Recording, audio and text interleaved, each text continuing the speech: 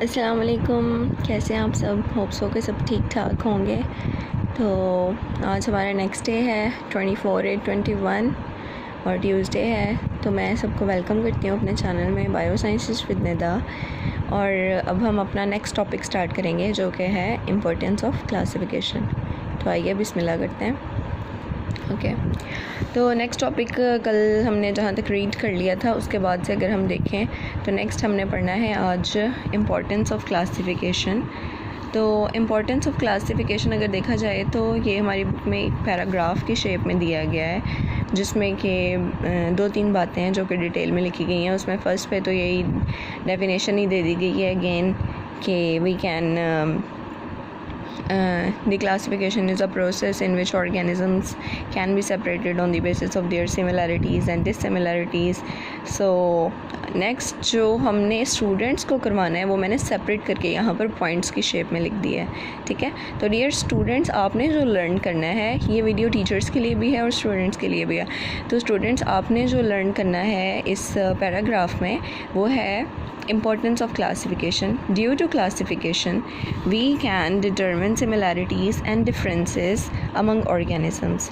And number 2 पे आ जाएगा कि we can find the relationship among the organisms. तो जो हमारा पहला पॉइंट है इसका अगर हम मीनिंग देखें तो ये बनता है कि वही जो हमने डेफिनेशन में किया था कि इसका मतलब होता है कि हम ऑर्गेनिजम्स में सिमिलरिटीज़ और डिससिमिलरिटीज़ यानी कि उनके फ़र्क को वाज़े कर सकते हैं। और रिलेशनशिप का मतलब होता है कि जानदारों के दरमियान ताल्लुक़ क्या है जिसकी वजह से हमने उन्हें एक ग्रुप में प्लेस कर दिया है। रिलेशनशिप का क्या मतलब होता है? रिलेशनशिप का मतलब होता है ताल्लुक़, जानदारों का बाहमी ताल्लुक़ क्या है जिसकी वजह से हमने उन्हें सेम ग्रुप में प्लेस कर दिया है। ठीक है, तो ये 2 चीज़ें हम फाइंड कर सकते हैं। ये इसकी इंपॉर्टेंस में आ जाएगा, ये एक शॉर्ट क्वेश्चन बन सकता है। नेक्स्ट जो हमारे पास सबसे मेन थिंग है वो है 5 किंगडम सिस्टम। अब 5 किंगडम सिस्टम क्या होता है तो सबसे पहले हम इसकी थोड़ी सी डिटेल देख लेते हैं। 5 किंगडम सिस्टम ऐसे होता है कि साइंटिस्ट्स ने इस दुनिया में जितने भी जानदार पाए जा रहे हैं ज़िंदा, ठीक है, जानदार का मतलब भी ज़िंदा ऑर्गेनिजम्स होता है, ठीक है, ज़िंदा चीज़ें जितनी भी पाई जाती हैं उन्होंने उन सब चीज़ों को 5 बड़े बड़े ग्रोहों में तकसीम कर दिया है। ठीक है, तो ये 5 बड़े ग्रोह कौन से हैं? First one is Monera, second one is protista, third group is fungi, fourth group is plants and the fifth and the last group जो है वो है हमारे पास एनिमल्स। ठीक है, एनिमल्स या एनिमिलिया। तो ये हमारे 5 ग्रुप्स हैं जिनको हमने आज डीपली स्टडी करना है इंशाल्लाह। तो मोनेरा जो फर्स्ट हमारे पास ग्रुप है इसमें सारे के सारे माइक्रो ऑर्गेनिजम्स आ जाएंगे। माइक्रो ऑर्गेनिजम्स का मतलब होता है जो बहुत ज़्यादा छोटे हैं। माइक्रो मीन्स छोटे, ऑर्गेनिजम्स मतलब जानदार।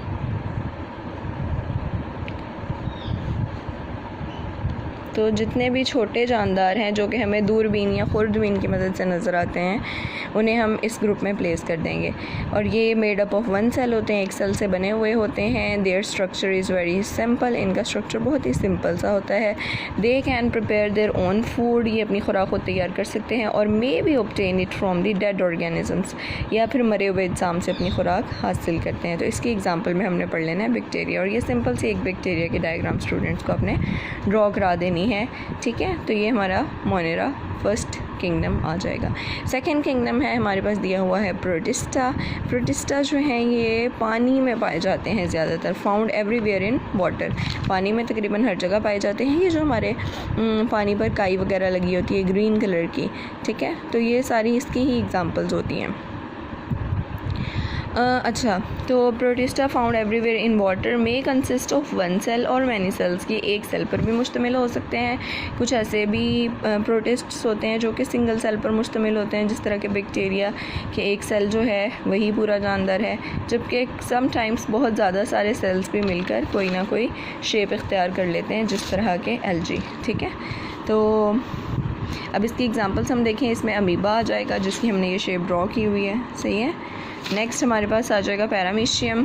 पैरामीशियम जो है ये एक स्लीपर शेप्ड ऑर्गेनिज़म होता है, स्लीपर की शेप का ये ऑर्गेनिज़म होता है, इस शेप का। ठीक है, तो ये भी सिंगल सेल ही होता है।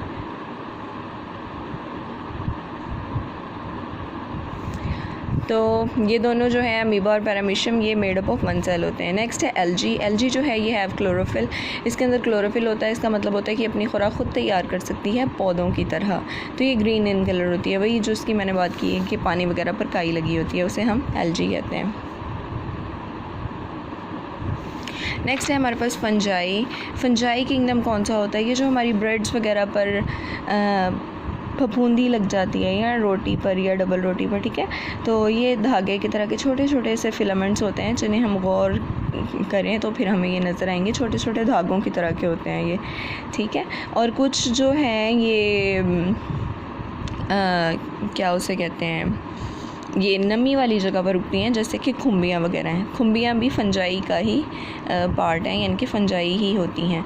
तो ये कंसिस्ट ऑफ वन और मोर मैनी सेल्स, यानी कि ये एक सेल पर भी मुश्तमिल हो सकते हैं, बहुत ज़्यादा सेल्स पर भी मुश्तमिल हो सकते हैं। They have filament like body, इनकी बॉडी जो है वो धागों की तरह की होती है, इनकी बहुत ही नरम व नाजुक होती है कि इसको हल्का सा टच करें तो ये अक्सर टूट जाती है। They need moisture for growth, इन्हें पानी यानी कि नमी वाली जगह चाहिए होती है अपनी ग्रोथ के लिए, सही है।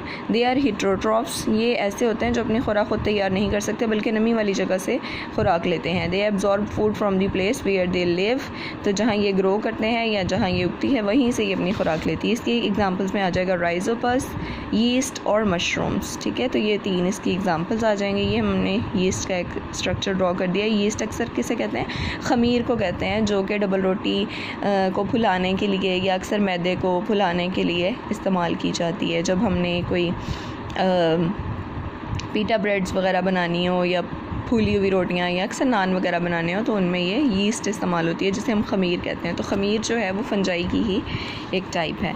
नेक्स्ट है हमारे पास प्लांट्स, जो 4th ग्रुप जिसमें ऑर्गेनिजम्स को डिवाइड कर दिया है साइंटिस्ट्स ने, उसका नेम है प्लांट्स।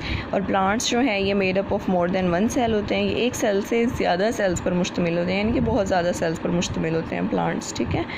तो प्लांट्स का तो हम सबको पता है कि ये अपनी फ़ूड ख़ुद प्रिपेयर करते हैं। इनमें क्लोरोफिल होता है, जिसकी वजह से ये फोटोसिंथेसिस के ज़रिए अपनी खुराक सनलाइट की मौजूदगी में ख़ुद से तैयार कर लेते हैं। ये मैंने एक प्लांट का स्ट्रक्चर ड्रॉ कर दिया है, बहुत ही ईजी सा, सिंपल सा, प्यारा सा। इसकी एग्जांपल्स पे हम रोज़, पाइन, मॉस और बहुत सारे प्लांट्स जो भी स्टूडेंट्स को ईज़िली याद हो सकें वो आप करवा सकते हैं, ठीक है। कोई इसमें रिस्ट्रिक्शन नहीं है, आपने उनका कॉन्सेप्ट क्लियर करना है। नेक्स्ट एनिमिलिया है। अगर हम इसकी टाइप्स देखें तो इसमें they also made up of many cells, ये भी बहुत ज़्यादा सेल से मिलके बने होते हैं। They do not have chlorophyll, so they can not prepare their own food, इनके अंदर क्लोरोफिल नहीं होता, जिसकी वजह से अपनी खुराक खुद तैयार नहीं कर सकते, इन्हें दूसरे जानदारों से अपनी खुराक लेनी पड़ती है। ये भी हिट्रोट्रॉप्स होते हैं और हम भी एनिमल्स में ही एडेड हैं, क्योंकि एनिमल जो किंगडम है इसकी आगे फर्दर बहुत सारी टाइप्स हैं। तो फ़िलहाल हमने एक ये लार्ज किंगडम स्टडी कर रहे हैं, तो इसमें हमारे पास यही आएगा कि इसकी हमने मेन कैरेक्टर्स ही पढ़नी है। तो they can move on their own will, ये अपनी ख्वाहिश के मुताबिक हरकत भी कर सकते हैं, जबकि प्लांट्स जो हैं वो अपनी ख्वाहिश के मुताबिक हरकत नहीं कर सकते। तो इसकी एग्जांपल में मैंने एक डक ड्रॉ की हुई है, आप इसमें और भी बहुत सारी एग्जांपल्स कर सकते हैं। फॉर एग्ज़ाम्पल मैन, और इसमें आ जाएगा हमारे पास टाइगर, और इसमें हमारे पास आ जाएगा लायन, ज़ेब्रास, ठीक है, कैट, डॉग, बर्ड्स भी इसमें ही ऐड होंगे, स्पैरो, ठीक है। तो ईटीसी एक्सेट्रा, जो भी स्टूडेंट्स को इजीली एनिमल्स के नेम आते हैं। तो होप्स हो कि आपको ये समझ आया होगा। आज हमने 5 किंगडम सिस्टम के बारे में डिटेल से स्टडी किया है। तो नेक्स्ट वीडियो तक के लिए वेट करिएगा और प्लीज़ मेरे चैनल को सब्सक्राइब कर दें। Thank you so much. Allah हाफिज़।